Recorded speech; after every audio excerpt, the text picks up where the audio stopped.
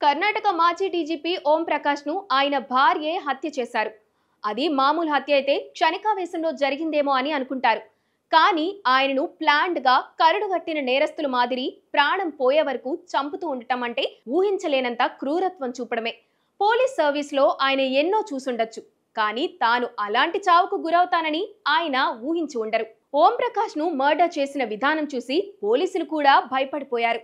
ఆయన భార్య ఇంత క్రూరంగా హత్య చేశారా అని ఆమె వైపు భయంగా చూడాల్సి వచ్చింది. ఆయన ఇంట్లో ఉన్నప్పుడు మొదట కంట్లో కారం కొట్టారు, తరువాత చేతులు కట్టేశారు, బీర్ బాటిల్తో తల పగలు కొట్టారు. అయినా చనిపోలేదని చాకుతో పొడిచారు. ఆయన 20 నిమిషాల సేపు నరక యాతన అనుభవించి ప్రాణాలు కోల్పోయారు. అంతసేపు హంతకురాలు అయ్యో పాపం అనుకోలేదు, తన జీవిత భాగస్వామి అని అనుకోలేదు. ఇదే మానసిక నిపుణులు కూడా ఆశ్చర్యానికి గురిచేస్తోంది. ఆయన ఎలాంటి వాడైనా కావచ్చు, కానీ కుటుంబ పెద్ద.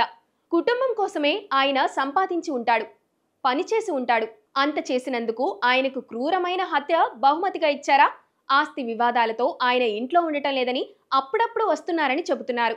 హత్య చేయడానికి ప్రణాళిక ప్రకారం పిలిచి చంపేశారని పోలీసులు గుర్తించారు. కరడు కట్టిన నేరస్తులు కొంతమంది ఉంటారు. వారికి మనుషులు పీకలు కోయడం పెద్ద విషయం కాదు, కానీ సామాన్యులకు మాత్రం వేరే వాళ్లకు దెబ్బ తగిలినా తట్టుకోలేరు. కుటుంబ సభ్యులను ఎంత వ్యతిరేకించినా వారికి హాని చేయాలని అనుకోరు. కానీ ఇక్కడ జరిగింది వేరు.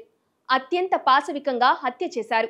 ఆస్తి కోసమే ఈ హత్య జరిగితే మానవ సమాజంలో మనుషుల్లో సున్నితత్వం పూర్తిగా కనుమరుగైపోతుందని అనుకోవచ్చు.